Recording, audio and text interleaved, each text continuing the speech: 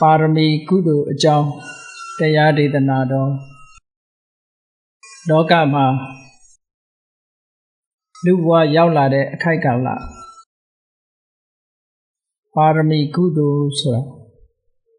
ပါရမီဆိုတာမြင့်မြတ်တဲ့ပုဂ္ဂိုလ်တွေရဲ့အလုပ်ကိုပါရမီလို့ခေါ်တယ်ပရမတ္တဧတပါရမီမြင့်မြတ်တဲ့ပုဂ္ဂိုလ်တွေရဲ့လုပ်ငန်းတစ်ခုဟာပါရမီပဲမြင့်မြတ်တဲ့ပုဂ္ဂိုလ်လို့ဆိုတာလည်းပဲဒီပါရမီဆိုတဲ့ကုသိုလ်အလုပ်တွေလုပ်လို့မြင့်မြတ်သွားတာတကယ်တော့ပုဂ္ဂိုလ်ကမြင့်မြတ်တာမဟုတ်ဘဲနဲ့သူ့ရဲ့လုပ်ရက်ကိုအကြောင်းပြုပြီးတော့မြင့်မြတ်တယ်လို့ဒီလိုပြောတာပါအဲ့ဒါကြောင့်မို့လို့မြင့်မြတ်တဲ့ပုဂ္ဂိုလ်ဖြစ်ဖို့ရာအတွက်မြင့်မြတ်တဲ့စိတ်ဓာတ်မြင့်မြတ်တဲ့လုပ်ရက်တွေကိုလုပ်ကြမှာဖြစ်ပါတယ်ဘယ်သူပဲဖြစ်ဖြစ်မြင့်မြတ်တဲ့စိတ်နေသဘောထားမရှိဘူးဆိုလို့ရှိရင်ဘလောက်ပဲအဆင့်တန်းမြင့်တဲ့ပုဂ္ဂိုလ်ဖြစ်ဖြစ်နှိမ့်ကြတဲ့ပုဂ္ဂိုလ်အောက်တန်းကြတဲ့ပုဂ္ဂိုလ်စိတ်ဓာတ်ကအောက်တန်းကျသွားပြီသူ့ရဲ့လုပ်ရက်တွေကအောက်တန်းကျသွားပြီဆိုလို့ရှိရင်ထိုပုဂ္ဂိုလ်ကလည်းအောက်တန်းစားပုဂ္ဂိုလ်ပဲဖြစ်တာအဲ့တော့အဓိကမြတ်စွာဘုရားကဒီလိုအမြင်မျိုးကိုဟိုအိန္ဒိယနိုင်ငံမှာဘုရားပွင့်လို့ဟောကြားခဲ့တာရှေးအောင်အိန္ဒိယနိုင်ငံရဲ့အယူဆတရားကဘာလဲဆိုရင်မြင့်မြတ်တဲ့မိဘမြင့်မြတ်တဲ့အမျိုးကမွေးတဲ့ပုဂ္ဂိုလ်ဟာမြင့်မြတ်သူလို့သူတို့ကသတ်မှတ်တယ်အောက်တန်းစားကမွေးပြီဆိုလို့ရှိရင်လေအောက်တန်းစားလို့ဒီလိုသတ်မှတ်တယ်သူတို့စကားနဲ့ပြောလို့ရှိရင်တော့ဒါဇတ်ပေါ့ဇာတိလို့ခေါ်တဲ့အမျိုးဇတ်ကိုအဓိကထားတယ်ထိုခေတ်ကအိန္ဒိယနိုင်ငံမှာအမျိုးဇတ်ကို၄မျိုးခွဲခြားထားတယ်အမျိုးဇတ်ဆိုတာလူတွေရဲ့အဆင့်အတန်းကိုခွဲခြားထားတဲ့သဘောနံပါတ်1ကခတ္တိယဇတ်လို့ခေါ်တယ်အုပ်ချုပ်တဲ့လူဒန်းစားမြန်မာလိုပြောလို့ရှိရင်မင်းမျိုးမင်းတွေပေါ့ခတ္တိယဇတ်နောက်တစ်ခုကဗြဟ္မဏဇတ်သူတို့ခေတ်ပညာရပ်တွေကိုသင်ကြားပြီးတော့သူတို့ကိုသူတို့ဖြူစင်မြင့်မြတ်တဲ့ပုဂ္ဂိုလ်တွေလို့ယူဆတဲ့ပုဂ္ဂိုလ်မျိုးတွေဗြဟ္မဏလို့ခေါ်အဲ့ဒီအမျိုးဇတ်ကတစ်ခုနောက်တောတိယဓာန်ကြတော့ဘာလို့ဆိုရင်အယောင်းဝယ်လုပ်ငန်းစိုက်ပျိုးရေးလုပ်ငန်းဒီလိုလုပ်ငန်းတွေနဲ့အသက်မွေးဝမ်းကြောင်းပြုတဲ့ပစ္စည်းဥစ္စာဓနချေးငွေရှိကြတဲ့ပုဂ္ဂိုလ်တွေကိုတော့ဝိတ္တလို့ခေါ်တယ်အဲ့ဒီပုဂ္ဂိုလ်ကအများစုပဲနောက်အဆင့်အနှိမ်ဆုံးကြတော့သုဒ္ဓလို့ခေါ်တယ်အဲ့ဒီပုဂ္ဂိုလ်တွေကဘာလို့ဆိုရင်ခုနပြောတဲ့ခတ္တိယအမျိုးနွယ်တွေတို့ဗြဟ္မဏအမျိုးနွယ်တွေတို့ဝိတ္တလို့ခေါ်တဲ့ကုံတီလယ်လို့အမျိုးနွယ်တွေပေါ်မှာသူတို့ကမိခိုအားထားပြီးတော့ခိုင်းရလို့ခိုင်းရနေစေရသွားဆိုတဲ့ဆင်းရဲတဲ့အလုသမားလူဒန်းစားတရားပေါ့အဲ့ဒါကိုသုဒ္ဓလို့ခေါ်တယ်အိန္ဒိယရဲ့ hierarchy လို့ခေါ်တဲ့လူနေမှုအဆင့်တန်းတစ်ခုခွဲခြားတဲ့အခါမှာအဲ့ဒီပုံစံနဲ့ခွဲတယ်သူတို့ကအဲ့ဒီလိုခွဲတဲ့နေရာမှာခတ္တိယနဲ့ဗြဟ္မဏဒီဇတ်နှစ်ခုကဘယ်သူကမြတ်တယ်လဲလို့ဆိုရင်ဗြဟ္မဏတွေကလည်းသူတို့ကမြတ်တယ်လို့သူတို့ကိုနံပါတ်1ထားတယ်ခတ္တိယတွေကလည်းသူတို့ကိုသူတို့နံပါတ်1ထားတယ်အဲ့ဒီနှစ်ခုကတော့တခါတရံခတ္တိယတွေကရှေ့တန်းရောက်သွားတာရှိတယ်တခါဗြဟ္မဏတွေကရှေ့တန်းရောက်တာရှိတယ်ဒါကြောင့်မို့လို့ခေတ်ကာလအလိုက်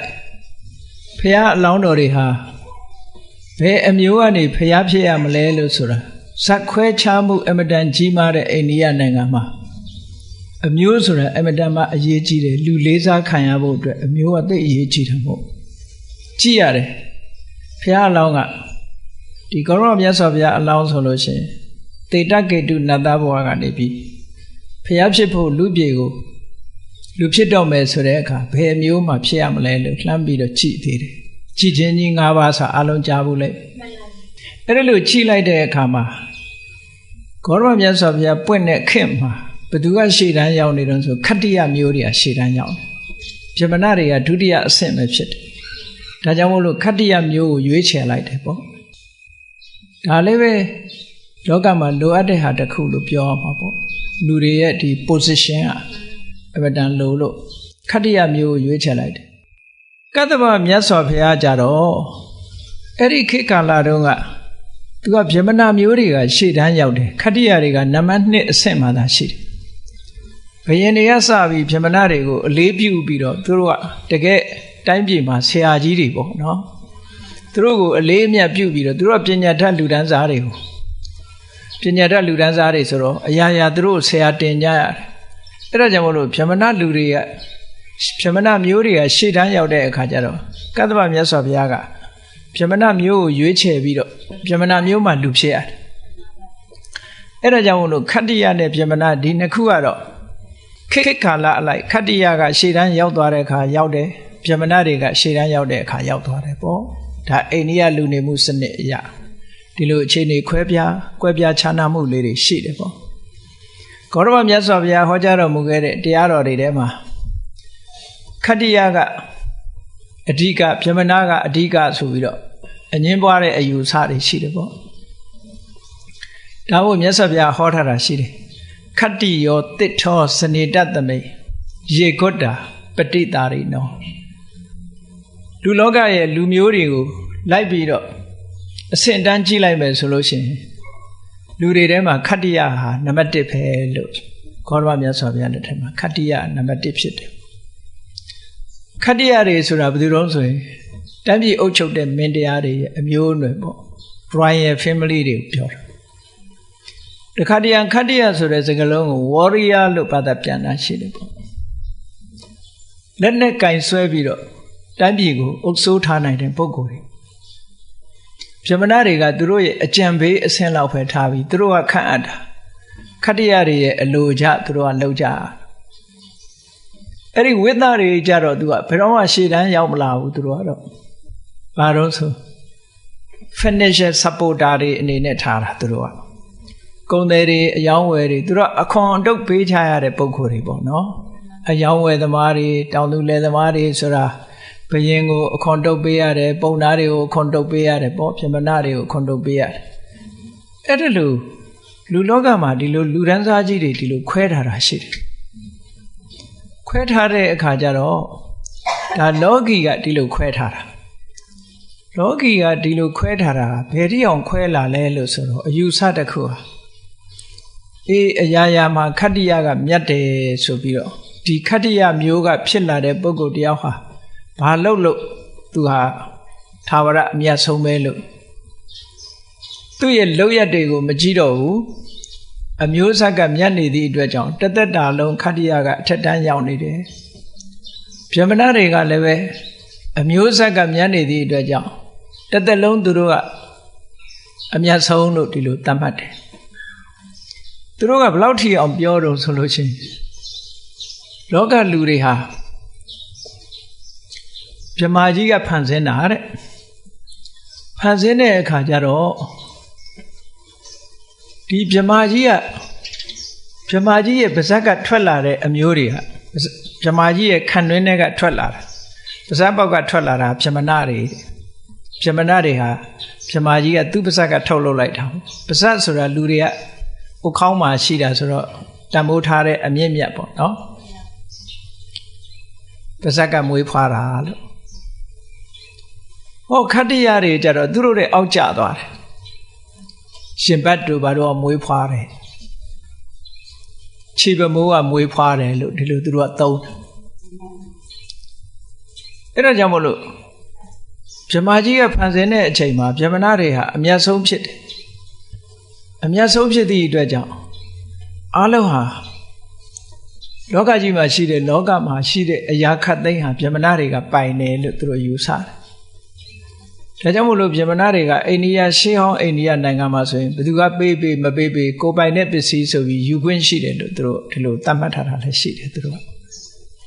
သူတို့မှာအဒိဏဒါနဆိုတာမရှိဘူးပေါ့အားလုံးဟာသူတို့ပစ္စည်းကိုဒီပြင်လူတွေကယူသုံးနေတယ်လို့ပဲသူတို့ကသတ်မှတ်တယ်ဟောအဲ့ဒါလို့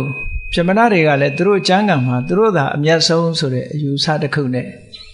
မာနတွေရှိပြီးတော့ဘာလို့သူတို့ကအထက်တန်းကြတယ်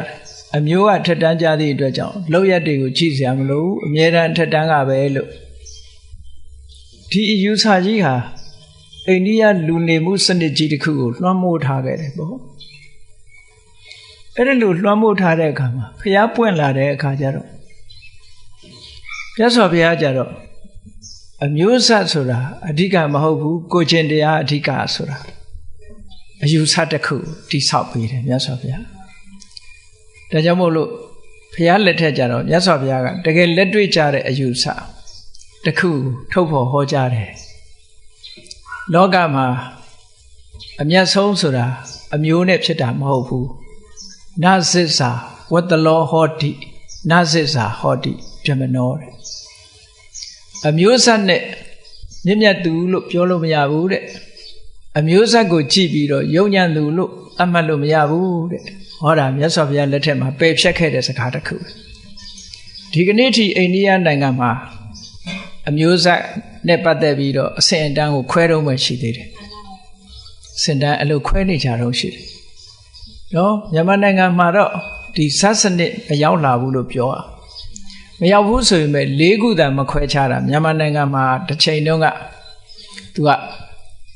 ဇတ်2မျိုးခွဲခြားခဲ့တယ်လို့ပြောလို့ရဘာလို့ဆိုရင်အယနဲ့ဓာတအရှင်သခင်မျိုးနဲ့ခြေတော်မျိုးကျွန်တော်မျိုးနော် Royal Family တွေကိုအမြဲတမ်းအရှင်သခင်လို့ဒီလိုသတ်မှတ်တာတရားကိုမြန်မာပြည်မှာတခါတုန်းကလေဖျားထုခံတဲ့အမျိုးဆိုပြီးတော့ဒါဇတ်မြင့်သဘောမျိုးသတ်မှတ်ခဲ့တာပေါ့ခုကဘုန်းကြီးတို့တွေအလွန်ကံကောင်းတယ်လူဖြစ်လာတဲ့အခါမှာဒီအချိန်မှာဘာမှခွဲခြားမှုမရှိတဲ့တပြေးညီရှိနေတဲ့အချိန်ကာလမှာလူဖြစ်လာသည့်အတွက်ကြောင့်ဖျားထုခံအမျိုးလည်းဒီမှာမရှိတော့နော်အဲ့တော့အယနဲ့ဓာတအယဆိုတာအရှင်သခင်မျိုးအရှင်သခင်မျိုးတွေကဘာမဆိုအခွင့်အရေးတာနေတယ်နောက်ပြီးတော့ဓာတဆိုတာခြေတော်မျိုးကျွန်တော်မျိုးဒါကြောင့်မို့လို့ရှေးတုန်းကတာမန်ပြည်သူတွေကိုခေါ်တာငတ်တက်ပြီးတော့ခေါ်လေရှိတယ်မြန်မာပြည်မှာကိုပဲနော်ဥဖိုးလာဆိုရင်ငဖိုးလာလို့ခေါ်တာသူတို့ရှေးအတုံးဟာအဲ့လိုပဲခေါ်ခြေတော်မျိုးကျွန်တော်မျိုးဆိုပြီးတော့အဆင့်တန်းတွေအများကြီးခွဲထားတယ်ရှေးတုန်းကဘုရင်တွေလက်ထက်ကအဲ့ဒီစနစ်ဟာဘယ်ချိန်လေးမှာခြုံငိမ့်သွားတော့ဆိုလို့ရှိရင်1885တီဘောမင်းပါသွားတဲ့နောက်ပိုင်းမှာဒါခြုံငိမ့်သွားပြီမဲ့လို့အစင်လာတစ်ခုကအလွန်နဲ့ရုတ်တရက်မပြောင်းနိုင်တဲ့အတွက်ကြောင့်ဘာဖြစ်တယ်ဆိုရင်ဗမာလူမျိုးတွေကဆက်ပြီးတော့အရာရှိအရာခံတွေကိုဒုတုတ်ခါစားပြီးဖျားထူးနေရသေးတဲ့အင်္ဂလိပ်တွေကိုဆက်ပြီးတော့နောက်ပိုင်းကျတော့တဖြည်းဖြည်းတော်လှန်လာပြီးတော့လူတွေရဲ့ရှေ့မှာတို့ကသခင်ပဲကျွန်းမဟုတ်ဘူးဆိုပြီးတော့သခင်တွေပေါ်လာတာအဲ့ဒီစနစ်ပဲနော်သခင်အောင်ဆန်းတို့ဘာလို့ဆိုပြီးတော့သခင်ဖွဲ့တွေပေါ်လာတယ်ပေါ့အဲ့ဒါဘာလို့တော့ဆိုရင်ခုနတုန်းကခြေတော်မျိုးကျွန်တော်မျိုးဆိုတဲ့အသုံးနှုန်းကနေလိုက်ပြီးတော့ဖျားထုခံပုဂ္ဂိုလ်တွေအရာရှိအရာခံတွေကိုဖျားထုနေရတဲ့ဟာတွေကိုတော်လှန်လိုက်တဲ့အခါနောက်ဆုံးမှာအဲ့ဒီအမျိုးဆက်ကြောင့်ဖြစ်ပေါ်လာတဲ့အရာတွေကိုတော်လှန်ပြီးသားဖြစ်သွားတယ်အားလုံးဟာသခင်ပဲဆိုဖြစ်လာနော်ဒီအဆင့်ကိုရောက်လာတာအဲ့တော့အိန္ဒိယနိုင်ငံမှာတော့အဆင့်၄ဆင့်ထားတယ်ခတ္တိယဗြဟ္မဏဝိသသုဒ္ဓလို့အဆင့်၄ဆင့်ထားတယ်မြန်မာနိုင်ငံမှာတော့အယနဲ့ဓာတဆိုပြီးတော့အဆင့်၂ဆင့်ခွဲခြားပြီးတော့ထားတယ်အဲ့ဒီခွဲခြားမှုကမြန်မာနိုင်ငံမှာအခုလုံးဝမရှိတော့အိန္ဒိယနိုင်ငံမှာခဏထိရှိသေးတယ်တိရိလင်္ကာနိုင်ငံမှာလည်းပဲဘုရားဘာသာနိုင်ငံဖြစ်လင့်ကစားဇက်ခွဲခြားမှုရှိတယ်ဇက်ခွဲခြားမှုရှိတယ်တိရိလင်္ကာနိုင်ငံမှာသူက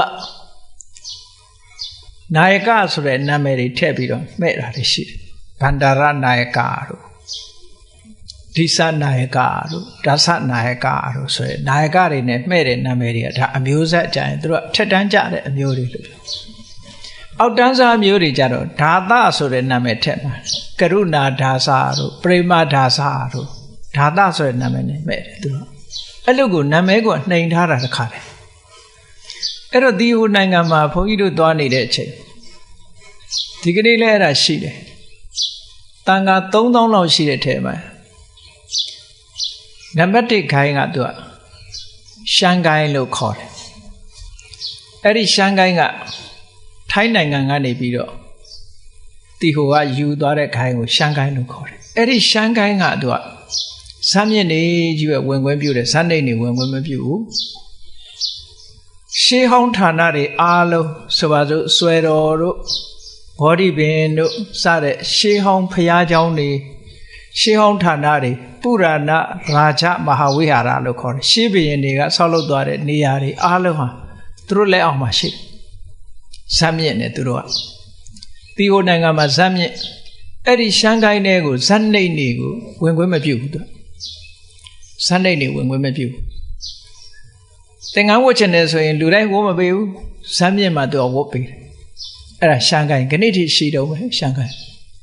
သူတို့ပဲကြီးစိုးနေခါ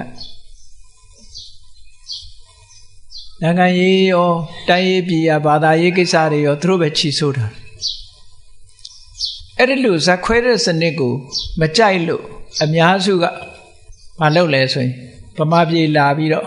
ဘိုးတော်မင်းတရားလက်ထက်မှာအမရပူရမှာတိတ်ခါလာတင်ပြီးတော့ရဟန်းခံသွားတဲ့ဆရာတော်တစ်ပါးကဟိုမှာဂိုင်းတစ်ဂိုင်းထောင်လိုက်တယ်အဲ့ဒါကိုအမရပူရဂိုင်းလို့ခေါ်တယ်သူကတော့ဇမ်းမြင့်နေဖြစ်စေဇမ်းနှိမ့်နေဖြစ်စေအားလုံးသာသနာပေါင်းဝင်ခွင့်ပြုတယ်အဲ့ဒီဂိုင်းကလည်းပဲအခုတော်တော်လေးကြီးထွားပြီးတော့နိုင်ငံသူနိုင်ငံသားတွေကတော့ကြီးညိုလေးစားကြတယ်ပေါ့အဲ့ဒီနောက်တစ်ခါ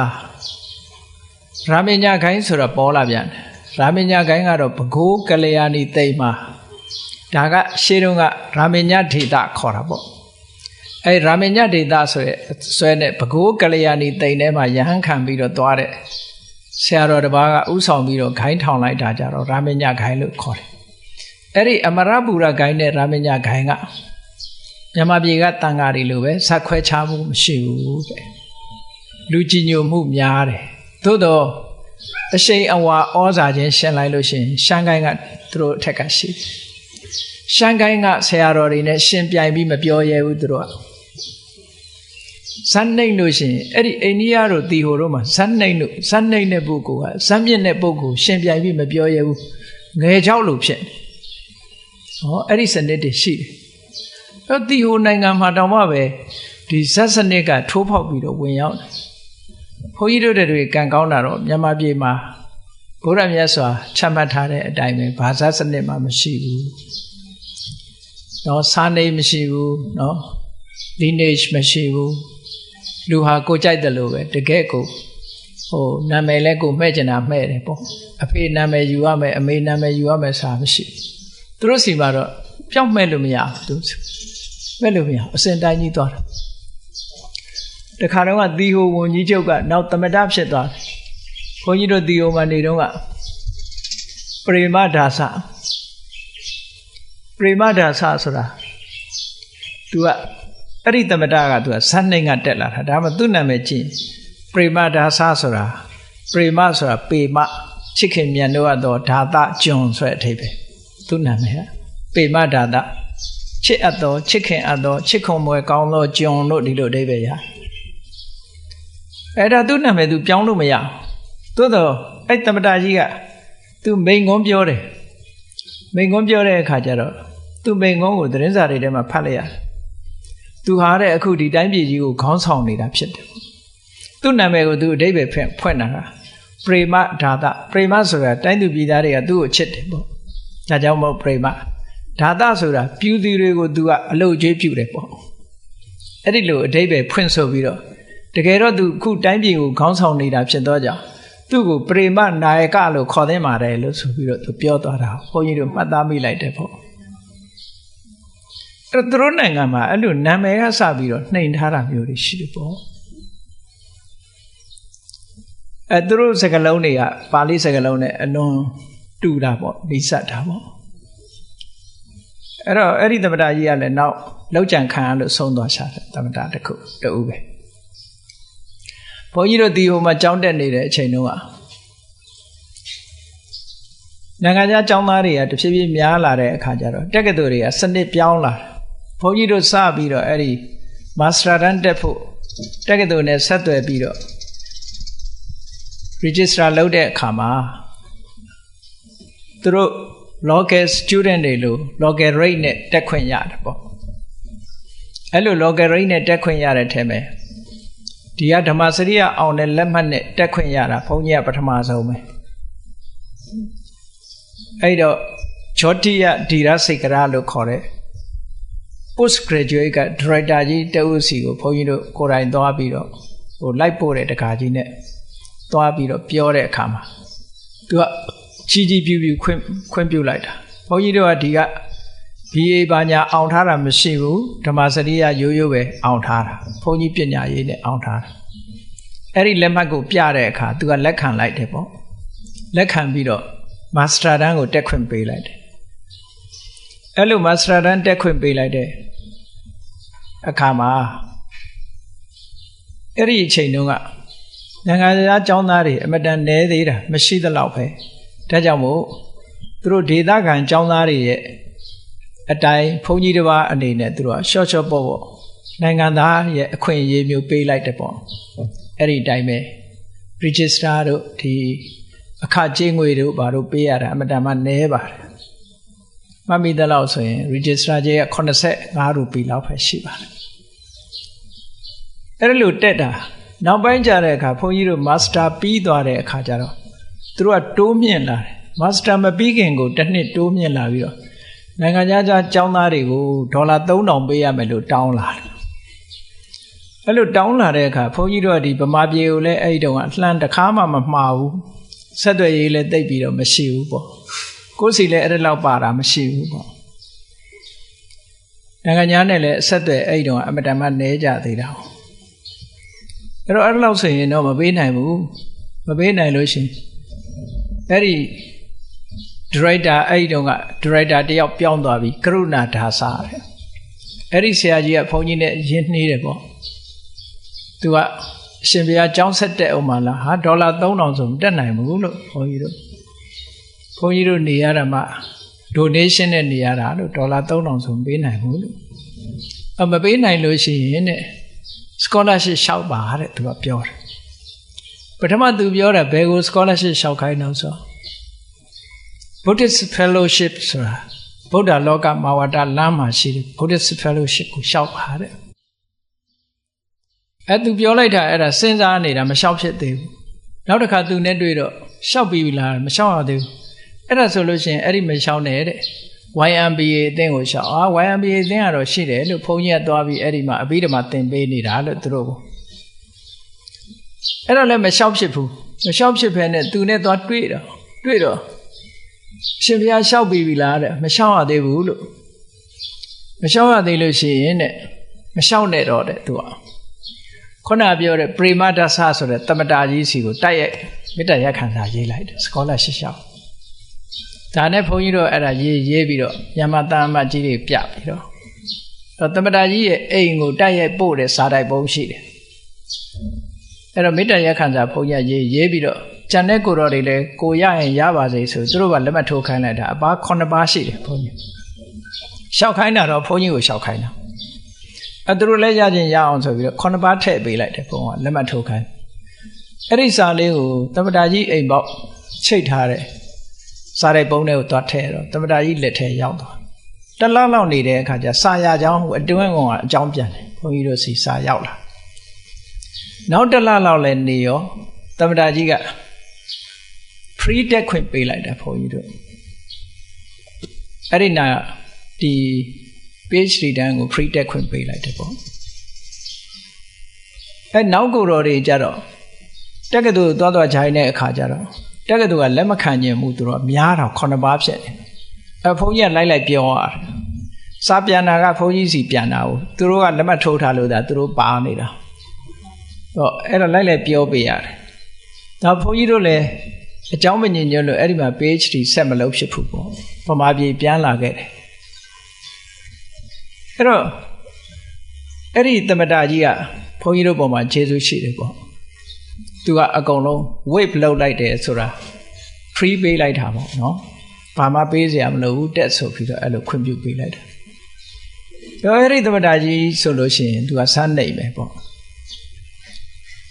အဲ့လိုပဲသီရိလင်္ကာနိုင်ငံမှာစမ်းနဲ့ပတ်သက်ပြီးတော့ခွဲခြားမှုစနစ်တွေရှိခဲ့တယ်အခုလဲ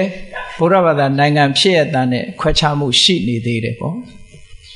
အဲ့ဒါကိုမြတ်စွာဘုရားကစနစ်နဲ့ခွဲခြားတာမမှန်ဘူးသူ့ရဲ့လောက်ရနဲ့ကိုကျင်တရားနဲ့ခွဲခြားရမယ်ဆိုပြီးတော့နသစ္စာဝတ္တလောဟောတိနသစ္စာဟောတိဖြစ်မနောလောကမှာမြင့်မြတ်တဲ့ပုဂ္ဂိုလ်ဖြစ်ဖို့ရာအတွက်လေအမျိုးအစားနဲ့မဆိုင်ဘူးတဲ့ယုံညံ့တဲ့ပုဂ္ဂိုလ်လို့သတ်မှတ်ဖို့ရာလည်းပဲအမျိုးအစားနဲ့မဆိုင်ဘူးတဲ့ဒါဖြင့်ဘာနဲ့သတ်မှတ်တုံးဆိုမြတ်စွာဘုရားကမ္မုနာဝတ္တလောဟောတိကမ္မုနာဟောတိဖြစ်မနောသူ့ရဲ့လောက်ရသူ့ရဲ့ကိုချင်းတရားနဲ့သတ်မှတ်ရမယ်လို့ဒါတခက်ပေါ်ထွန်းလာတာလို့ခေါ်တယ်ပေါ့နော်ကိုချင်းတရားနဲ့ပတ်သက်ပြီးတော့ကိုချင်းတရားနဲ့သတ်မှတ်ပြီးတဲ့အခါကျတော့မှဒီပုဂ္ဂိုလ်ကမြင့်မြတ်တယ်ဒီပုဂ္ဂိုလ်ဟာမမြင့်မြတ်ဘူးဒီပုဂ္ဂိုလ်ကအထက်တန်းဒီပုဂ္ဂိုလ်ကအောက်တန်းလို့ဆိုတာသူ့ရဲ့လောက်ရနဲ့သတ်မှတ်ရမယ်ဆိုဒီအတွေးခေါ်တရားဂေါရမမြတ်စွာဘုရားပေါ်လာတဲ့စကားတစ်ခုအဲ့တော့မြတ်စွာဘုရားဘယ်လောက်ထိအောင်ရှင်းပြတော့ဆိုရင်ဒါရှင်းလေးပဲတဲ့လောက်ရကိုကြီးတယ်လူတယောက်ဟာဘယ်မျိုးကပဲလာ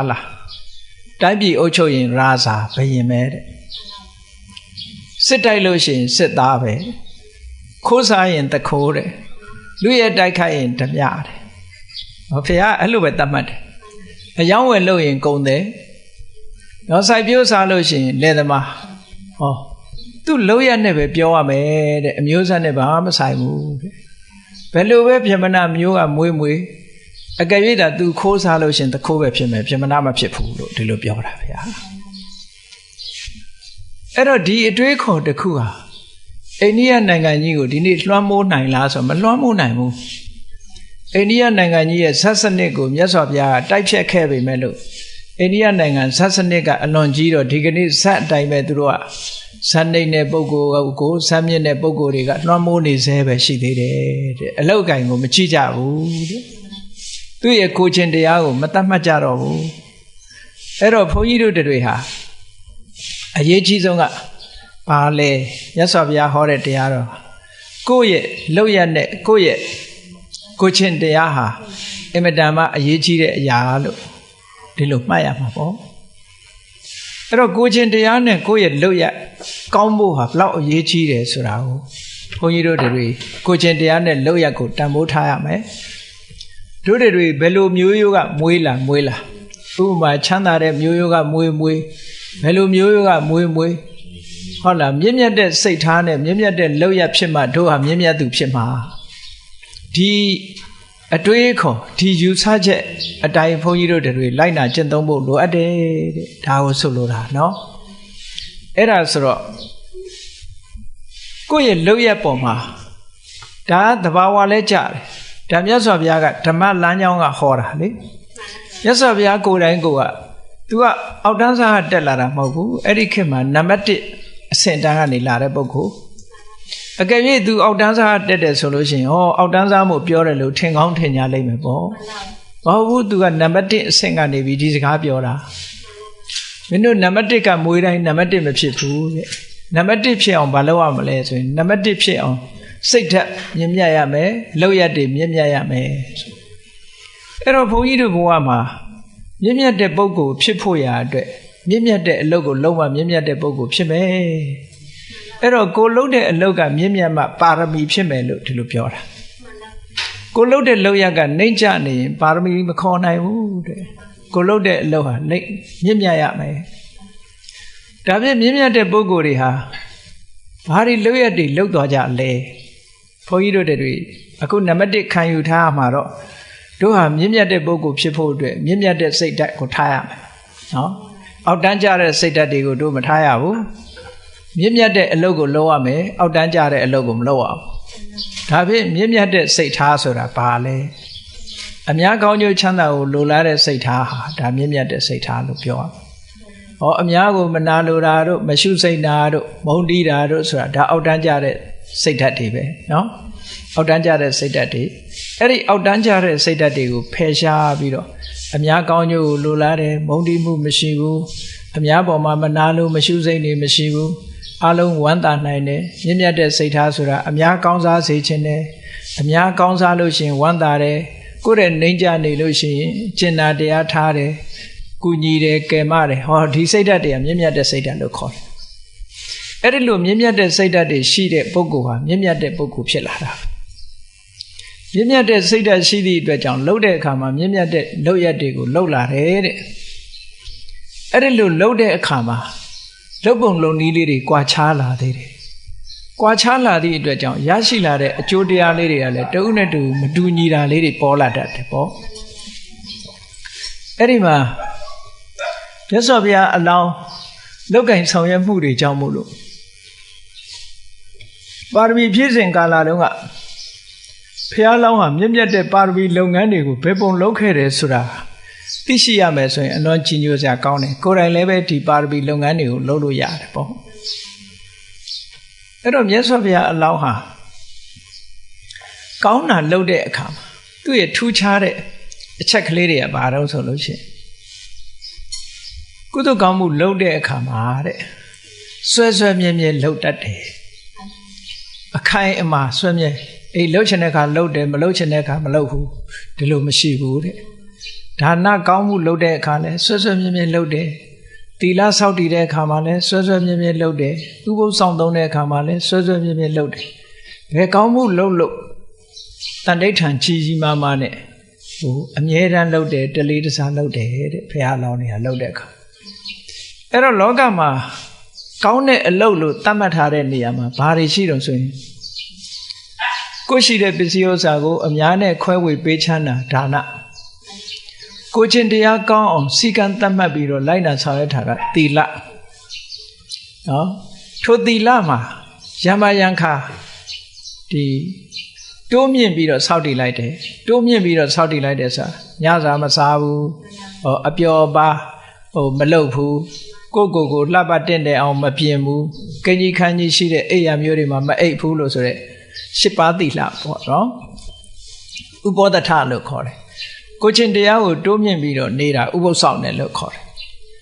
အဲ့ဒီဥပုသ်ဆောင်တဲ့ကိစ္စကိုလည်းသူကဆွဲဆွဲမြဲမြဲလုပ်တယ်နောက်တစ်ခုကဘာတော့ဆိုရင်ကို့မှာကျေးဇူးရှိဆုံးပုဂ္ဂိုလ်လူဘဝရလာတဲ့အခါမှာကျေးဇူးရှိဆုံးပုဂ္ဂိုလ်ကဘာလို့လဲဆိုရင်အမေနဲ့အဖေပဲအဲ့ဒီအမေအဖေပေါ်မှာလည်းပဲရေစံပြုစုဆောင်ရှောက်တယ်တဲ့အမေရဲ့ကျေးဇူးတရားကိုသိပြီးတော့ပြုစုဆောင်ရှောက်တယ်အဲ့ဒါကိုစာပေကမတ္တယတာပတ္တယတာလို့ဒီလိုခေါ်တယ်အမေကိုပြုစုလုပ်ကြွေးတယ်အဖေကိုပြုစုလုပ်ကြွေးတယ်ဒါရင်လားလို့ဆိုမဟုတ်ဘူးကိုယ်ဆွေတဲ့မျိုးထဲမှာဦးကြီးတို့ကြီးတော်တို့ဒေါ်တော်တို့ဆိုတဲ့ကိုယ့်တဲ့ဆွေတဲ့မျိုးထဲမှာအကြီးတွေရှိတယ်အဖိုးအဖွားတွေကစားအဲ့ဒီလိုပုံကုမျိုးတွေကိုလည်းပဲရိုသေလေးစားပြီးတော့ကိုကဟိုဂယုတဆိုင်ပြုစုပေးတယ်တဲ့ဒါတွေကိုကုလိစစ်ထာပစာယီလို့ခေါ်တယ်တလေးတစားလုပ်တယ်နောက်တစ်ခုကကိုချင်းသီလကောင်းတဲ့သမဏဗြဟ္မဏလို့ခေါ်တဲ့ဟိုဘာသာရေးနဲ့ပတ်သက်တဲ့ပုဂ္ဂိုလ်တွေယခုခေတ်ဆိုရင်တော့ယဟန်တန်ဃာတွေပေါ့နော်အဲ့ဒါတွေကိုလည်းလူတန်းထောက်ပံ့မှုကိုပြုတယ်ဆိုတာဒါအဲ့ဒီခေတ်ကလုပ်နေကြကုသိုလ်တွေကဒါတွေပဲဟောအများကောင်းစားအောင်လုပ်တယ်အဲ့ဒီကုသိုလ်ကောင်းမှုလုပ်တဲ့အခါမှာတဲ့စင်ဆက်မပြတ်လုပ်တယ်ဆွဲဆွဲမြဲမြဲလုပ်တယ်အခိုင်အမာလုပ်တယ်အဲ့ဒီစင်ဆက်မပြတ်လုပ်ပြီးတော့ဆွဲဆွဲမြဲမြဲအခိုင်အမာလုပ်တာအဲ့ဒီပါရမီကုသိုလ်တွေကိုအခိုင်အမာလုပ်ခဲ့သည့်အတွက်ကြောင့်အဲ့ဒီပုဂ္ဂိုလ်ဟာရလာတဲ့အခါဒီကုသိုလ်တွေကြောင့်လူဘဝရောက်လာလို့ရှင်ဘယ်လိုအကျိုးထူးတွေခံစားရလဲလို့ဆိုရင်အဲ့ဒီပုဂ္ဂိုလ်ကိုတဲ့တစ်ဖက်ရန်သူတွေကနေပြီးတော့လှုပ်ရှားအောင်ရွေ့ရှားအောင်ဆိုတော့ကိုရှိတဲ့စည်းစိမ်ဥစ္စာတွေပျက်စီးသွားအောင်ဘယ်သူမှမလုပ်နိုင်ဘူးတဲ့သူကအခိုင်အမာလုပ်ခဲ့သည့်အတွက်ကြောင့်သူ့ရဲ့စည်းစိမ်ဥစ္စာတွေကိုရွေ့ရှားသွားအောင်သို့မဟုတ်သူ့ယာတူးကျသွားအောင်ငါစပြီးတော့ဒီလိုဟာမျိုးတွေကိုဘေးကရန်သူတွေကလုတ်ပြစ်လို့မရဘူးတဲ့ခိုင်မာတယ်လို့ပြောတာနော်ဟောဘုရားလောင်းတွေကအဲ့လိုကျင့်စဉ်ကိုကျင့်ခဲ့သည့်အတွက်ကြောင့်ရထားတဲ့ position တစ်ခုဟာခိုင်မာတယ်ဒီကုသိုလ်ကြောင့်ရလို့ရှိရင်ဘာဖြစ်လို့တော့ဆိုရင်ကုသိုလ်လုပ်တုန်းကသူကအခိုင်မာလုပ်ခဲ့တယ်အခိုင်မာလုပ်ခဲ့တယ် Eri parami pong yaidia, Bema tua border don't know solution. Chirama tua border, Ludi. The church chirao dea, don't let the Uber do that poo. Chiboaga, Nela Lucian, a leg on a quappio, a chane, panau never ten, a leg on quack. Eri Bogoria, Kudogamu lode kama, a kaima maloka luti, but we border. Kudogamu, kaima lomalo, go sit jin, chiali nenchipo. Ero chia had the Vieni, the teeny solution that Kudogamu says a located boko, satin shade. Tajamu, yes of ya chia, the Vieni sheet. A leg quappio. Hobeti bedin tenam hobu, along 10 miro chia, the Vieni tene. Oh, Kudogamu, Kangai Mama Lodi Dredger. သူ့ရဲ့ယက်တည်မှုကလည်းခိုင်မာတယ်ဆိုတဲ့အဓိပ္ပာယ်ကိုတရုပ်ဖော်ပြတာပေါ့ဒါကြောင့်မို့ဘုန်းကြီးတို့တွေကုသိုလ်ကောင်းမှုလုပ်တဲ့အခါမှာဘာလုပ်လို့ခိုင်ခိုင်မာမာဆွဲဆွဲမြဲမြဲစောင့်တည်ပြီးတော့ဓာန်လှသမာဒါနလို့ခေါ်တယ်ခိုင်ခိုင်မာမာဆွဲမြဲပြီးတော့လှုပ်တဲ့တဲ့အဲ့ဒီလိုလှုပ်လို့ရှိရင်ခုနကရရှိလာတဲ့အကျိုးတရားကပါရမီပုံရိပ်အမှတ်တစိတ်အနေနဲ့ကတော့ခြေပွားဟာပြည့်ပြည့်ဖြူဖြူဖြစ်လာပြီးတော့ဘယ်သူကမှကိုယ်ကိုတွန်းလှန်ဖယ်ရှားခြင်းကမတတ်နိုင်ဘူးတဲ့ကိုယ်ကိုကြံ့ကြံ့ခံနိုင်တယ်လို့ဒီလိုပြောတာနော်ဟောနောက်တစ်ခုကဘုန်းကြီးတို့တွေစဉ်းစားရမှာဒီလောကလူတွေဟာကိုယ်ကောင်းစားရေးလှုပ်တာတော့ဒါထုံးစံနော်ကိုယ်ကောင်းစားရေးလှုပ်ကြတယ်ကိုယ်ကောင်းစားရေးလှုပ်တယ်အများကောင်းစားရေးလှုပ်ပြီးဆိုတာထူးခြားချက်ပေါ့အဲ့တော့ကိုကောင်းစားရေးလှုပ်တာကပါရမီမဟုတ်ဘူးအများကောင်းစားရေးလှုပ်တာကြတော့ပါရမီဖြစ်လာတယ်အဲ့ဒီအများကောင်းစားရေးလှုပ်ပြီးအများတွေချမ်းသာဖို့အတွက်လှုပ်လာပြီးဆိုလို့ရှိရင်ဒါပါရမီကုသိုလ်တစ်ခုပဲသူကကိုဘဝရလာလို့ရှိရင်အများအတွက်အမြဲတမ်းထည့်ပြီးတော့စဉ်းစားတယ်ကိုရက်ွက်မှာဆိုရင်ရက်ွက်ထဲမှာရှိတဲ့အများနော်မြို့နယ်မှာရှိရင်လည်းမြို့နယ်အများပေါ့ဒီလိုအများအတွက်အများစုအတွက်အများကောင်းစားဖို့အတွက်အများချမ်းသာဖို့အတွက်လုပ်ပေးတဲ့ကုသိုလ်ကောင်းမှုမျိုးဟာဒါပါရမီကုသိုလ်တစ်ခုဖြစ်လာပြီးတော့အလှူဒန်းလုပ်တဲ့အခါမှာတဲ့သပရိဝါဒဒါနလို့ခေါ်တယ်ကိုလှူတဲ့ပစ္စည်းတစ်ခုမှာအချမ်းရံလေးနဲ့လှူတယ်လို့ပြောတယ်ဒါကြောင့်မို့လို့ပရိဝါဒဒါနဖြစ်အောင်လို့တချို့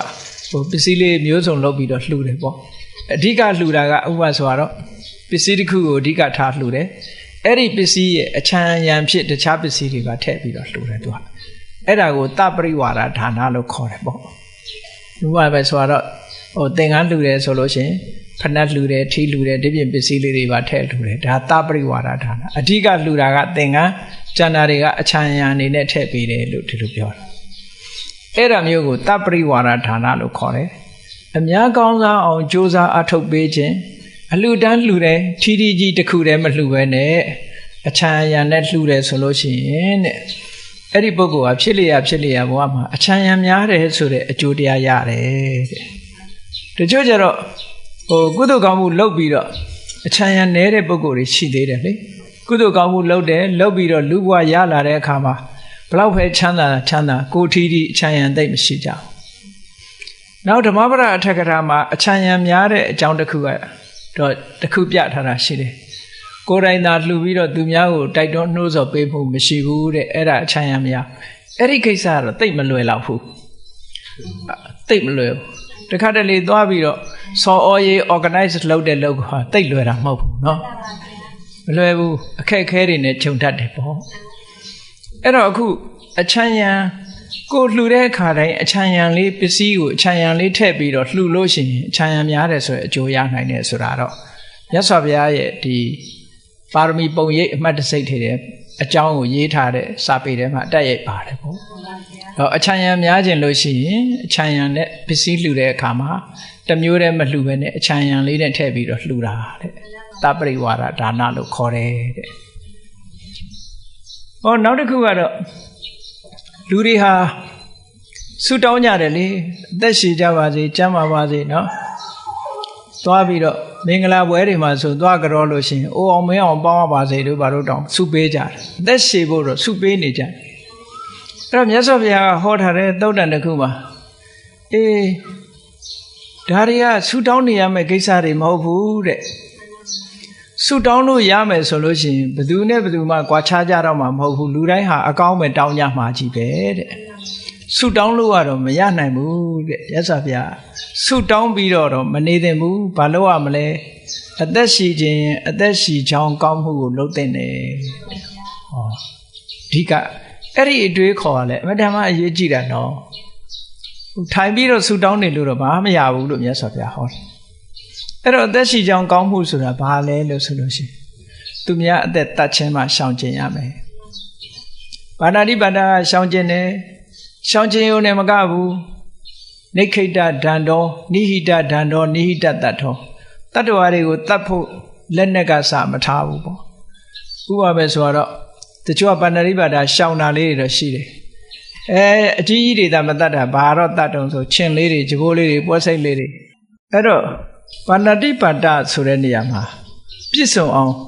လိုက်နာဖို့လိုအပ်တယ်အသက်ရှည်ခြင်းအသက်ရှည်ပါစေလို့ဆုတောင်းနေရုံနဲ့မရဘူးတဲ့သူများအသက်တတ်ခြင်းကနံပါတ်1ရှောင်ရမယ်ရှောင်ပြီးတော့သူများအသက်တတ်ဖို့ဆိုတဲ့လက်နဲ့ကစားပြီးကိုယ်စီမှာမထားရဘူးမထားရုံနဲ့မကဘူးဒီလိုတတ်တယ်ဖြတ်တယ်ဆိုတဲ့အလုပ်ကိုယွန်းရှာမုန်းတီးတဲ့စိတ်ရှိရမယ်ရှက်ရမယ်ဒီအလုပ်ဟာရှက်เสียကြီးမကောင်းတဲ့အလုပ်ကြီးတစ်ခုအဖြစ်လူတွေကတဲ့ဟာကိုရှက်เสียလို့သိမတတ်မှတ်ဘူးနော်အလွယ်တကူလေးနဲ့တတ္တဝါလေးတွေဟာကိုယ့်လက်ချားထဲမှာပဲအသက်ပြောက်သွားတာတွေအများကြီးပဲနော်ဖြတ်ခနဲ့ဆိုအသက်ပြောက်သွားရှာကြအကောင်သေးပို့ပြီးတော့လွယ်လွယ်ကူကူတတ်ကြအဲ့ဒါတွေရှောင်ရမယ်လို့ပြောတာနော်တချို့ကဒါရှောင်နေလို့မဖြစ်ဘူးလို့သူကထင်ကောင်းထင်လေအဲ့ဒါတော့ကိုယ့်ရဲ့ကောင်းစားရေးတစ်ခုတည်းကိုဒါစိတ်ကအောင်းမေ့လို့ဒီလိုဖြစ်တာမှာနော်ကိုချမ်းသာရေးတစ်ခုတည်းကိုစဉ်းစားတယ်သူများအတွက်မစဉ်းစားဘူးဆိုတဲ့အဓိပ္ပာယ်ပဲပေါ့အဲ့တော့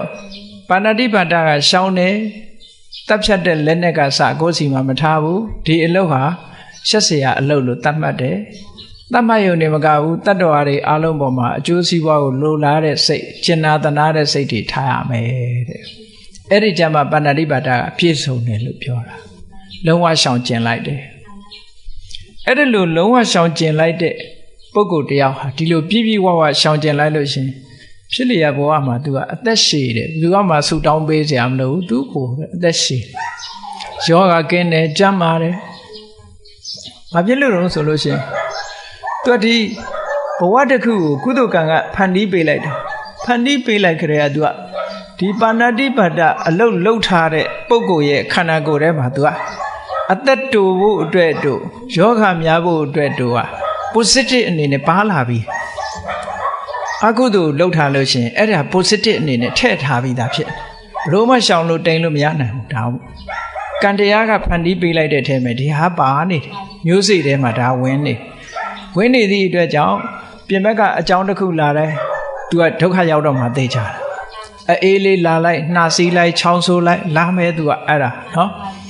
တခုလာတိုင်း तू ယောဂလေးတွေရဖို့အတွက်ခါလာနေမှာပဲဘာဖြစ်လို့လဲဆိုတော့ခုခေတ် तू ပြောရင်တော့ resistant power ညံ့လို့ဘာလို့ဘာကြောင့်ညံ့တာတော့ဆိုရင်ခုနကပါဏာတိပါဒကံလောက်ခဲ့လို့ညံ့တာဟောပါဏာတိပါဒကံမလောက်ခဲ့တဲ့ပုံကိုကြတော့ဘလောက်အေးဘာမှမဖြစ်ဘူးသူ့မှာ resistant power ကောင်းနေတာဒီလိုဆိုလိုတာပေါ့နော်အဲ့တော့ပင်ကိုယ်ဓာတ်ခံကညံ့နေပြီဆိုလို့ရှိရင်ဒီယောဂတွေရလာမှာပဲယောဂရရုံနဲ့မကဘူးအသက်တူမှုဆိုတာဖြစ်လာနိုင်တယ်ပေါ့ဒါကြောင့်မို့လို့ဘုရားလောင်းတော်တွေဟာပါဏာတိပါဒအမှုကရှောင်ပြီဆိုလို့ရှိရင်ပြည့်ပြည့်ဝဝအဲ့ဒါလို့မေတ္တာဘာဝနာပွားသည်ထိအောင်ရှောင်နိုင်တဲ့အနေအထားမျိုးရောက်တယ်တဲ့အဲ့ဒါလို့ရှောင်မှုဒါမှမြင့်မြတ်တဲ့ပုဂ္ဂိုလ်ရဲ့လုပ်ငန်းအပြည့်အဝဖြစ်တယ်ပေါ့ဟောနောက်တစ်ခုက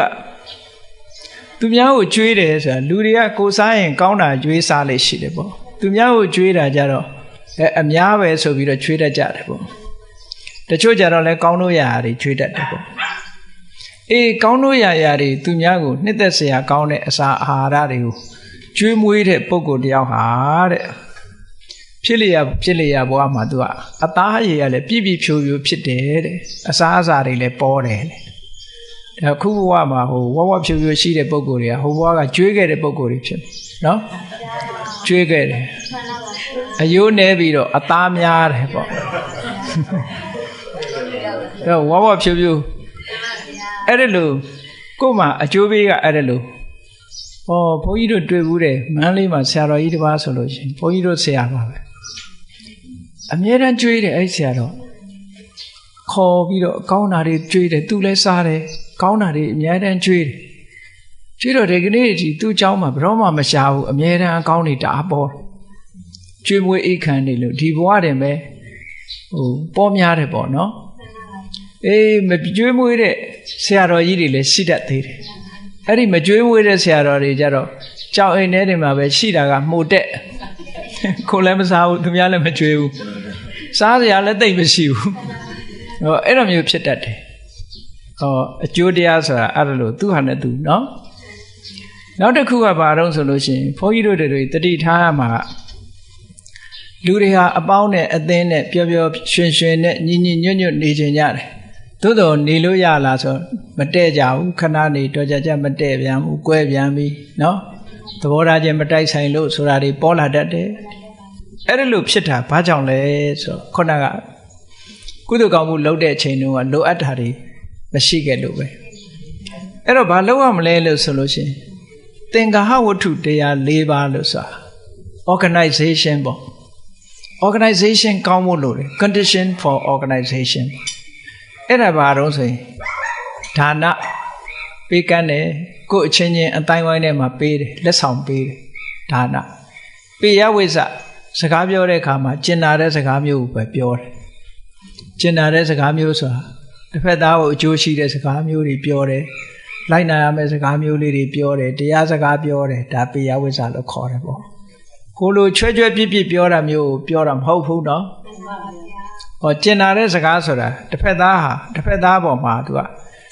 ရင်ကြေးကြေးပြောတာမျိုးကိုဆိုလို့တယ်ရှင်ကြေးရမယ်တစ်ဖက်သားနားဝင်တဲ့စကားမျိုးဖြစ်ရမယ်တစ်ဖက်သားမှာအကျိုးရှိတဲ့စကားမျိုးတွေဖြစ်ရမယ်အကူအညီပေးပြီးတော့အကြံပေးတာမျိုးတွေတို့အဲ့ဒါမျိုးကိုပေယဝိဇ္ဇလို့ခေါ်တယ်နောက်တစ်ခုကအဋ္ဌစရိယာသူ့မှာကိစ္စဝိဇ္ဇရှင်မနေတတ်ဘူးလှုပ်တယ်၊ကိုင်တယ်ဝိုင်းပြီးတော့ဆောင်ရွက်ပေးတယ်အဋ္ဌစရိယာတမဏတ္တာကိုကဘလောက်ပဲယာရုကြီးကြီးဓာတ်နုထားပြီးတော့ဆက်ဆံတယ်ဟောအဲ့ဒါလို့ဆက်ဆံနေနိုင်ရမယ်အဲ့ဒါသင်္ဃဝတ္ထုတရား၄ပါးလို့ခေါ်တယ်အဲ့ဒီသင်္ဃဝတ္ထုတရား၄ပါးအတိုင်းလိုက်နာကျင့်သုံးတဲ့ပုဂ္ဂိုလ်ဟာဘယ်ဘဝရောက်သူ့အတိုင်းဝိုင်းဟာစီးလုံးညီညွတ်တဲ့အတိုင်းဝိုင်းမျိုးနဲ့ပဲတွေ့မယ်တဲ့အဲ့ဒါလိုမှမဟုတ်ဘူးဆိုလို့ရှိရင်ဟာတော်ကြဟိုလူကထွက်သွားတယ်ဒီလူကထွက်သွားတယ်ဟိုမတည့်ကြဘူးဆိုတာမျိုးတွေဖြစ်တတ်တယ်တဲ့နောက်တစ်ခုကဘာတော့ဆိုလို့ရှိရင်လောကလူတွေထဲမှာနေတဲ့အခါမှာတစ်ဖက်သားကိုဓမ္မရေးရာစကားမျိုးတွေဆိုပါစို့ဟိုတရားပွဲတွေကျင်းပပြီးတော့တရားအလှူပေးတာဟော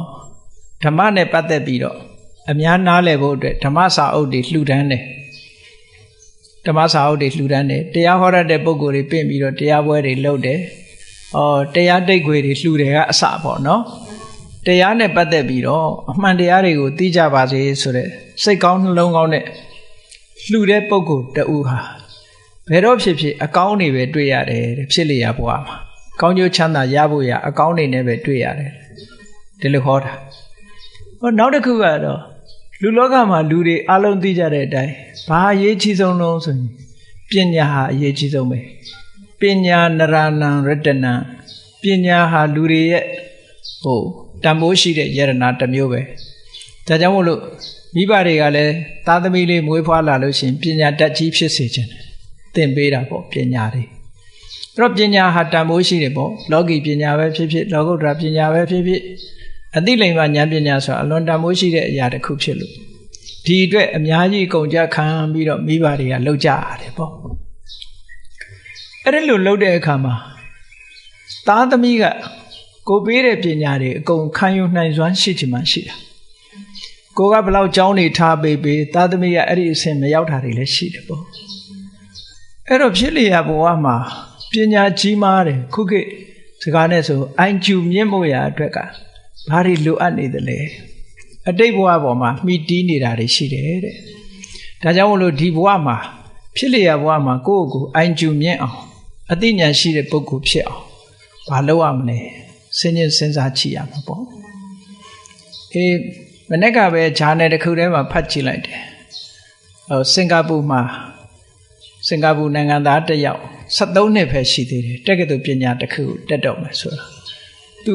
သူဖြေထားတဲ့အဖြေတွေကလည်းအကုန်အားလုံးအမှန်လေးကြီးပဲတဲ့73နှစ်အရွယ်နဲ့တက္ကသိုလ်တက်နိုင်တဲ့အဆင့်တန်းမျိုးရလာIQ မြင့်နေပေါ့နော်ဒါမျိုးတွေကဖြစ်ရှိတတ်တယ်ပေါ့အဲ့ဒါဘဝကသူကဘာတွေလှုပ်လာခဲ့လို့လဲလို့ဆိုတော့ပညာပါရမီဖြည့်တယ်ပညာပါရမီဖြည့်တယ်ဆိုတဲ့အထဲမှာဘယ်လိုဟာပညာပါရမီဖြစ်တယ်လဲခုခေတ်တော့ပညာဒါနနဲ့ပြောနေကြတာပညာသင်ကြားရေးအတွက်အထောက်အကူပြုပေးကြတယ်နော်ပညာသင်ကြားရေးအတွက်အထောက်အကူပြုပေးကြတယ်ပညာရေးအတွက်လှူကြတယ်တန်းကြတယ်အဲ့လိုဟာတွေကပညာဒါနလားလို့ဆိုပညာကိုရည်စူးလှူသည့်အတွက်ကြောင့်ပညာဒါနလို့တော့ပြောနိုင်တယ်ဒါပေမဲ့လို့အဲ့ဒါတွေကအပြင်ပန်းနေကြီးပဲအကုန်လုံးအတွင်းမဟုတ်ဘူးအဲ့တော့ကိုပညာရဖို့အတွက်ကတော့မြတ်စွာဘုရားဟောထားတာကတော့ဖြစ်လျက်ဘဝမှာပညာကြီးတဲ့ပုဂ္ဂိုလ်ဖြစ်ချင်လို့ရှိရင်ဘာလုပ်ရမလဲဆိုဘာလုပ်သင့်တယ်လဲဘာမလုပ်သင့်ဘူးလဲဘယ်ဟာကကုသိုလ်လဲဘယ်ဟာကအကုသိုလ်လဲဘယ်ဟာကအပြစ်ရှိတယ်လဲဘယ်ဟာကအပြစ်မရှိဘူးလဲဆိုတဲ့မေးမြန်းမှုစုံစမ်းမှုလေးလာမှုဟာတကယ်ပညာပဲတဲ့အဲ့ဒါဒီဘဝတည်းမှာမေးမြန်းစုံစမ်းခြင်းဖြင့်ပညာတွေရလာတာဖြစ်လို့ तू ကတကယ်အတွင်းခုနကအထောက်အကူပြုတယ်ဆိုတာပညာဒါနအထောက်အကူပြုရင်ကိုပညာသင်ကြားတဲ့အခါမှာကို့မှာအလွယ်တကူအထောက်အကူတွေရနိုင်တယ်ဆိုရက်အကျိုးလောက်ပဲဖြစ်နိုင်လောက်เสียရှိတယ်ပေါ့နော်ပညာတတ်ဖို့ရာအတွက်ဆူတောင်းပြီးတော့လုပ်လို့ရှိရင်အထောက်အကူတွေတော့ဖြစ်ကောင်းဖြစ်မယ်ကျောင်းနေဖို့အစဉ်သင်ဖြစ်ခြင်းဖြစ်မယ်သို့တော့အတွင်းအနှစ်အနေနဲ့ပညာထက်မြက်တဲ့ပုဂ္ဂိုလ်ဖြစ်ဖို့ရာအတွက်ကတော့အခုဘဝမှာမေးမြန်းတာတို့လေ့လာတာတို့စူးစမ်းတာတွေတို့ကမှပို့ပြီးတော့တိုက်ရိုက်ပို့ကြတယ်တဲ့ဘုရားဟောတဲ့တရားထဲမှာလည်းပဲတကယ်ကိုပညာကြီးမားတဲ့ပုဂ္ဂိုလ်ဖြစ်ဖို့ဆိုတဲ့နေရာမှာမြတ်စွာဘုရားကပညာတတ်တဲ့ပုဂ္ဂိုလ်တွေကိုချင်းကပ်ပြီးတော့မေးမြန်းတယ်တဲ့ဒါကုသိုလ်လားဒါအကုသိုလ်လားဒါဘယ်လိုအဓိပ္ပာယ်မှတ်ရမလဲဒါကအပြစ်ရှိသလားဒါကအပြစ်မရှိဘူးလားဒါကလောက်ကောင်းသလားဒါမလောက်ကောင်းဘူးလားလို့ဒီလိုစူးစမ်းလေးလာမေးမြန်းခြင်းဟာတဲ့ဖြစ်လျက်ဘဝမှာပညာကြီးမားခြင်းရဲ့အကြောင်းတစ်ခုပါတဲ့နောက်တစ်ခုကတရားနာခြင်းဟာလည်းပညာကြီးပွားခြင်းရဲ့အကြောင်းတစ်ခုပါလို့ဒီလိုဟောတယ်ဒါကြောင့်ဘုန်းကြီးတို့တွေဒီဟာကိုလည်းမမေ့သင့်ဘူးပေါ့နော်ဟိုလွယ်ကူတဲ့ပညာဒါနဆိုပြီးတော့ပညာရေးအထောက်ပံ့ပေးုံနဲ့ပဲငါဖြစ်လျက်ဘဝမှာပညာကြီးမယ်လို့ဒီလိုမတွက်သင့်ဘူးပေါ့စာထဲမှာတိုက်ရိုက်ပါတာတော့ခုလိုမေးမြန်းစုံစမ်းတာဟာပညာကြီးခြင်းအကြောင်းလို့ဒီလိုပါတယ်ဒါကြောင့်မို့လူဘဝရလာတဲ့အခိုက်မှာကုသိုလ်ကောင်းမှုတွေလုပ်ပုံလုပ်နည်းအခြေအနေလိုက်လို့လုပ်တဲ့ကုသိုလ်ကောင်းမှုအလိုက်ဘုန်းကြီးတို့တွေကောင်းကျိုးချမ်းသာတွေဟာကိုယ်တဏ္ဍာမှာဖြစ်ပေါ်လာမှာဖြစ်သည့်အတွက်ကြောင့်မြင့်မြတ်တဲ့ပုဂ္ဂိုလ်ဖြစ်ဖို့အတွက်မြင့်မြတ်တဲ့အလုပ်တွေလုပ်ကြရမှာဖြစ်တယ်မြင့်မြတ်တဲ့စိတ်ထားတွေကိုထားပြီးမြင့်မြတ်တဲ့ကိုယ်ကျင့်တရားတွေနဲ့စခန်းသွားမှသာလေဘုန်းကြီးတို့တွေမှာပါရမီကုသိုလ်တွေဖြစ်ပြီးတော့မြင့်မြတ်တဲ့ပုဂ္ဂိုလ်တွေဖြစ်မှာလို့ကိုယ်စီသဘောကျပြီးတော့မြင့်မြတ်တဲ့ပုဂ္ဂိုလ်တွေဖြစ်အောင်ချင့်ကြံကြိုးကိုအားထုတ်နိုင်ကြပါစေကုန်သတည်း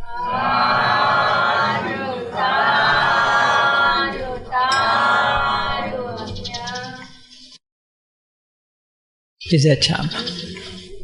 ကဲအရှင်ဘုရားဘုရားတပည့်တော်တို့သည်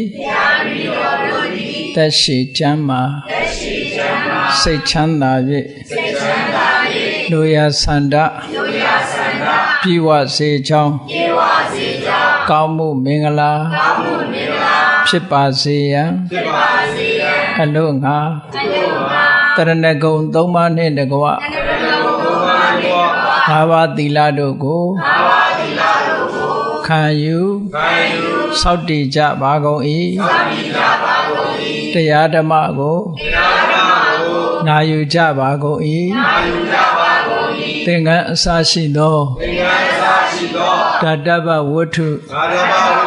အစုစုတို့ကိုလှူဒန်းကြပါကုန်၏တိထားကိုယ်ွယ်လက်တန့်ဖြစ်သောစေရီတော်မြတ်ကြီးအတွက်လှူဒန်းကြပါကုန်၏ဆောက်လုပ်ဆဲဖြစ်သောကျောင်းဆောင်များအတွက် လူရန်ညပါကုန်၏ဤသို့ပေါင်းစုပါရမီကောင်းမှုသည်ဒုက္ခခတ်သိမ်းချုပ်ငြိမ်းရမှန်ယနိဗ္ဗာန်၏အကြောင်းအထောက်ပံ့ဖြစ်ပါစေတည်းဤကောင်းမှု၏အဖို့ဘာကကိုအမိအဖအဖိုးအဖွာဆရာသမားမှစ၍ကဘာသူကဘာသားလူနတ်မြမတတ္တဝအများတို့အားအမြဝေငှပါကုန်၏ကုသိုလ်အမြကိုစီရကြကုန်သည်ဖြစ်၍ကိုစိတ်နှဖျားချမ်းသာကြသည်ဖြစ်ကြပါစေကုန်သတည်းအာလုံးကြာသမျှအမြယူတော်မူကြပါကုန်လောသာဓုအာလုံးကြာသမျှအမြယူတော်မူကြပါကုန်လောသာဓုအာလုံးကြာသမျှအမြယူတော်မူကြပါကုန်လောသာ